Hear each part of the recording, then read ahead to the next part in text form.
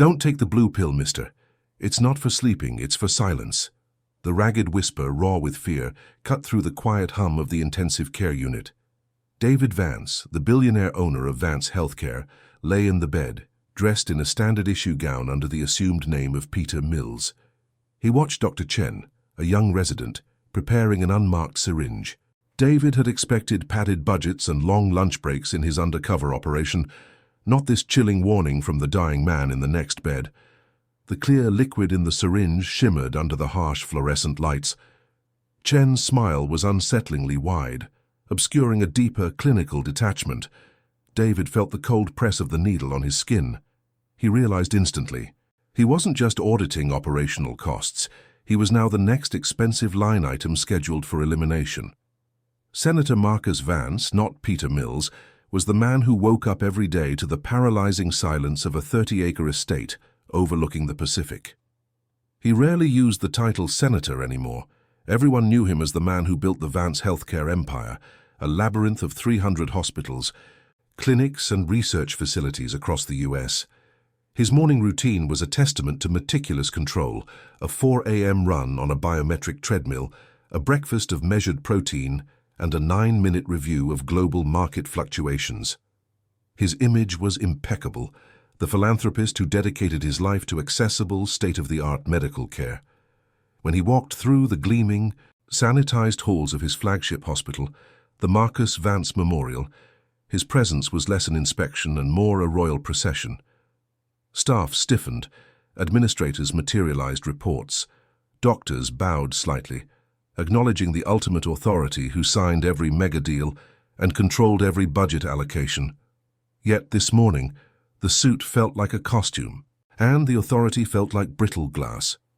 2 years ago, Marcus's wife, Sarah, a vibrant architect and passionate humanitarian, had succumbed to a rare and aggressive form of cancer, ironically treated at one of the top Vance facilities. The public eulogized her bravery. The family received a flood of condolences. What the world didn't know was the final, brutal truth. Sarah's advanced treatment protocols were suddenly, inexplicably downgraded. Her chief oncologist, a man Marcus trusted implicitly, had offered cold, clinical explanations about resource allocation and statistical probability. Marcus, drowning in grief and the sheer impossibility of failure in his own kingdom, had accepted the explanation. He had signed off on the final, agonizing paperwork. The guilt was a tumor that never stopped growing. It wasn't the loss of Sarah that fractured him. It was the chilling, buried thought that perhaps, despite all his power and wealth, he had failed to guarantee the very thing he promised the world, the best possible care regardless of cost. He carried a small tarnished silver locket with Sarah's picture, gripping it tightly during the high-stakes board meetings where billions were discussed. The hospitals were his monument to Sarah, his promise to save others where he couldn't save her. But recently, a series of disturbing, anonymously sourced financial leaks suggested an aggressive, almost predatory cost-cutting strategy in the long-term care units, a strategy that seemed to value financial efficiency over human life. This silent, gnawing emptiness led him to the only logical, terrifying conclusion. He had to see the system from the bottom up. He had to become Peter Mills, the terminal patient with limited insurance, to find out if the rot in his system was real or if the rot was inside himself. Lying in the small, uncomfortable hospital bed, he realized the stakes were higher than the market cap. The stakes were his very soul. Elena Torres moved through the fluorescent corridors of the Vance facility like a ghost, a cleaning supervisor, whose existence was defined by the schedule taped to her clipboard and the antiseptic smell of her cart. Her hands, rough from years of harsh chemicals, meticulously wiped down surfaces that the doctors barely noticed. She wore a perpetually tired expression, the legacy of triple shifts and the constant worry about the high-rent district where she lived, not for herself, but for her younger sister, Sophia. Sophia was 10, confined to a children's rehabilitation wing after a serious accident, and Elena's only anchor. Every extra hour, every ignored ache, was dedicated to keeping Sophia in the only place that could offer her recovery, a place where the air conditioning worked and the nurses were relatively kind. Elena had been navigating this institutional landscape for 8 years. long enough to recognize the silent rhythms of the hospital, the changes in the frequency of supply orders, the shift in staff demeanor around certain patients, and the chilling difference between a medical decision and a managerial directive. She earned barely enough to survive, but her true value was her invisibility. No one truly saw the janitorial staff. They merely saw clean floors. This invisibility granted her access to whispers, discarded notes, and late-night movements that others missed. Lately, the pattern had become undeniable. She noticed a spike in late-night transfers to the comfort care wing, patients who were stable but required long-term expensive maintenance. These transfers were always preceded by Dr. Chen's rounds and followed within days by a discreet, rapid decline. She had seen the standardized blue pill medication, logged as a potent, fast-acting sedative, administered far more frequently than the documentation suggested. She had even found a discarded label, soaked in blood, detailing a potent cardiac suppressive agent, completely contradictory to the stated sedative purpose. Eleanor knew the hospital's financial pressures were intense. She'd overheard supervisors joking about clearing the beds before the quarterly reviews. She didn't have proof, only a growing, suffocating certainty that the hospital wasn't just managing resources. It was managing death. She knew this place, built on the promise of life, held a secret far darker than illness. She was terrified of speaking out, knowing the cost would be her job, her sister's treatment, and perhaps her own safety. But she couldn't unknow what the silence had taught her. Where are you watching this story from today? The two separate realities of Vance Memorial intersected at 2:30 a.m. in the dimly lit hallway of the second-floor palliative care wing. David Vance, alias Peter Mills, was experiencing the full, miserable reality of being a costly patient. His IV drip had been intentionally slowed, his calls for assistance were delayed by 40 minutes, and the pain medication he truly needed was replaced with a low-grade placebo. He understood the system was faulty, but the malice felt personal, directed not at him, but at the idea of him, the long-term liability. His senses, sharpened by years of corporate espionage and high-stakes negotiation, were on high alert. Elena was on her final rounds, scrubbing the spilled coffee near the nurse's station, her back to David's room. She moved methodically, a low, exhausted whisper of movement. She saw the room tag, Mills Peter, High Resource Alert. The designation was new, and it chilled her. It was the same tag she'd seen on 3 other patients who had rapidly declined over the past month. She paused her scrubbing, her eyes drawn to the tiny gap beneath David's door. Inside, David felt a wave of icy paranoia as Dr. Chen's voice, muffled but distinct, discussed budget projections with an unseen colleague, entirely ignoring David's requests for a nurse. He needed to plant a listening device, a covert recording pen he'd smuggled in, but the hallway was technically still active. Then he saw the reflection of Elena's cart in the polished floor. She was a silent, almost invisible observer, her presence a low-level static noise that the medical staff constantly overlooked. Elena, still outside, caught sight of the open medical chart left carelessly on the counter, a breach of protocol she knew better than to point out. But the chart was Peter Mills.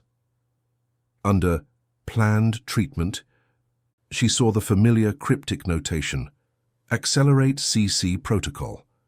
CC stood for comfort care, but in this context, she understood it as the final, irreversible procedure.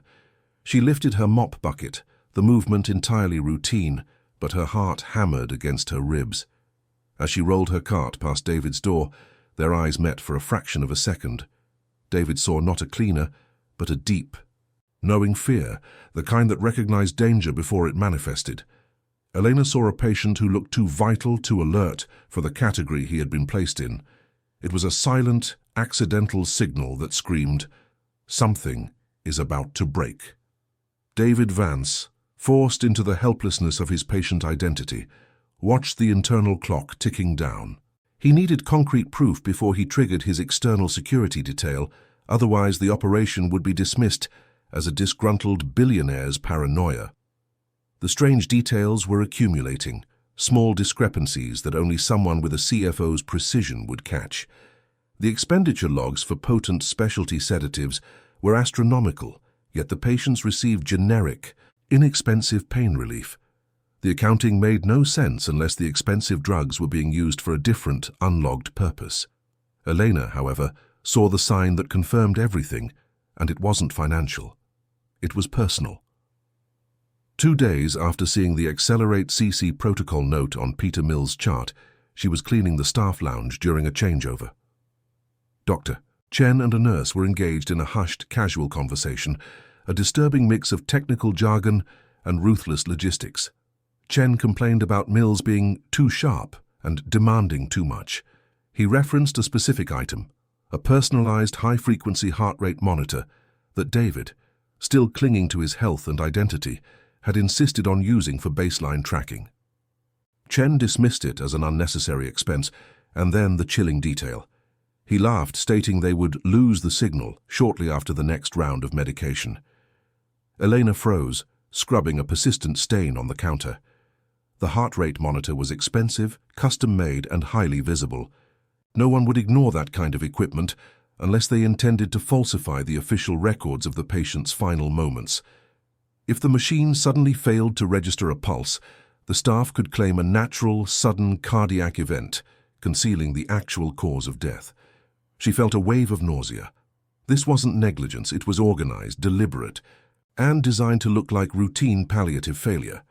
Her conflict was paralyzing. If she acted, she risked the wrath of the entire administration. They would not only fire her, but blacklist her, ensuring Sophia would lose her medical placement. Her sister's life depended on her silence and conformity, but Peter Mills, the strangely vigilant, frightened patient she'd barely exchanged a glance with, would be gone by morning. The injustice was too monumental to ignore. It wasn't just Mills, it was every invisible patient deemed too costly. She felt the heavy burden of the truth she carried, a toxic weight that threatened to break her. She realized she couldn't trust anyone in the hospital, especially not the smiling faces in the white coats. She had to act alone, and she had to act now. The decision was made in the sterile glow of the supply closet. Eleanor didn't have a plan, only a window of 30 minutes before Dr. Chen's scheduled late-night check on Peter Mills. She knew she couldn't directly confront Chen. She would be overwhelmed instantly, and the proof would be destroyed. She needed to expose the falsified records and, critically, protect the only hard evidence: David Vance's high-frequency monitor. Moving with the trained silence of years, she ditched her cleaning cart and slipped into the monitoring station adjacent to Mills's room. The room was dark, lit only by the flickering green of various vital sign displays. The primary hospital monitoring system was a closed loop, impossible to hack or copy, without drawing immediate system alerts. But the specialized heart monitor David had insisted on was different. It transmitted its data via a local, encrypted Wi-Fi signal to a secured hub in his room. Elena quickly located the small black hub beneath David's bedside table. She knew she had mere seconds. Her rough fingers, usually cleaning, deftly manipulated the connection. She pulled out her own beat-up cheap phone, a device meant only for calls to Sophia, and, using a pre-downloaded data transfer app her nephew had installed, initiated a quick, desperate sync. She was trying to transfer the last 6 hours of detailed cardiac readings, the baseline that would prove David was not failing naturally. Just as the progress bar hit 80%, the door opened. Dr. Chen stood there, clipboard in hand, his face a mask of clinical indifference that masked pure, cold intent. He wasn't surprised to see her. "Torres," he said, his voice low, measured. "A little early for midnight maintenance, wouldn't you say?" Eleanor didn't move, her back to him, shielding the phone. "Just checking the air vents, doctor." They were whistling. Chen took 2 slow steps forward, his eyes fixed on her rigid posture. He glanced at the bedside table. "Leave it. We're about to administer medication. We need silence." His hand reached for the IV pole, not the primary bag, but a secondary line she hadn't noticed before. A clear tube leading to a syringe pump. The screen of her phone flashed. Transfer complete. Elena pocketed the phone, the screen still warm against her palm, the single undeniable proof of life secured. The silence in the room was crushing, the air thick with immediate deadly risk. Chen smiled again, the unsettling, too-wide smile. "You saw nothing, Torres." "I saw everything, Doctor," she whispered, her voice cracking, and then she bolted for the door, forcing him to momentarily step back. She ran, not to safety, but towards the administrative wing, leaving behind a bewildered, infuriated Chen and a patient who was now minutes from the ultimate betrayal. The course of the story had irrevocably shattered. David Vance lay perfectly still, adrenaline flooding his system as he heard the hurried footsteps of Elena fading down the hall and the frustrated, quiet curses of Dr. Chen. Chen approached the bedside, his professionalism dissolving into reckless urgency. He didn't bother with pretenses. He immediately adjusted the IV drip and reached for the pump containing the cardiac suppressant. "Relax, Mr. Mills," Chen muttered, his eyes on the monitors, ensuring the official system was reading a stable baseline just moments before the forced decline. "It's just time to let go of the pain." As the first cold rush of the specialized drug entered David's bloodstream, he acted. He didn't have the strength to fight Chen physically, but he had something better, the satellite access card for his secured communication network, taped beneath his wrist bandage. He ripped it free and, with a trembling hand, pressed the single discreet emergency button. Miles away, the lights in the hypersecure command center of Vance Enterprises flashed red. Chief of Security, Colonel Hayes, received the silent, non-verbal distress signal, accompanied by a single terrifying word: "Execute." Hayes understood immediately. The covert mission was compromised. Vance was in extreme immediate danger. Hayes mobilized the private tactical team while simultaneously using his system override codes to hack into the Vance Memorial mainframe. Back in the hospital room, Chen noticed the sudden spike in David's conscious heart rate. "Fighting it, are we?" he sneered. "Doesn't matter." Before Chen could fully depress the pump, the overhead lights in the room flickered violently and died, replaced by the low, grating hum of emergency power. Simultaneously, the hospital's entire network collapsed. Alarms blared from every monitor, false alarms designed to create massive confusion. Chen paused, startled, realizing the extent of the technical disruption. This wasn't a standard power outage. This was a surgical attack on the system. David, using the brief seconds of chaos, ripped the IV line from his arm, blood pooling immediately. He was weak, disoriented by the initial dose, but functional. He looked Chen straight in the eye. "You just tried to euthanize the owner of this hospital, Doctor." Chen's face, usually placid, twisted into genuine horror. The realization that the expensive patient was the man who signed his paychecks hit him like a physical blow. The game was over, and the consequences were catastrophic. David pushed himself up, leaning against the headboard, his body screaming in protest. The hospital, his gleaming monument of promise, had just tried to kill him. The urgency was no longer about auditing. It was about survival and immediate, brutal truth. Hayes and his team were minutes away, but David knew Chen would not go quietly. Dr. Chen recovered from his shock with a desperate ferocity. He lunged, not for David, but for the pump, trying to destroy the evidence. David, despite his compromised state, blocked the move, grabbing Chen's wrist. The physical struggle was pathetic. A weakened billionaire versus a highly stressed doctor. But the emotional stakes elevated the fight. "Why?" David gasped, pushing Chen back against the wall. "How could you justify this?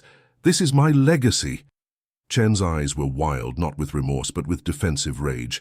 "Legacy? You call it legacy, Senator Vance? We call it budget reality. You squeeze every dime, you demand 20% returns year over year. You mandate efficiency models that make long-term care unsustainable."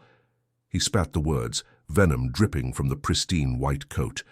"We didn't want to do this. We were forced to prioritize those who could contribute to the bottom line.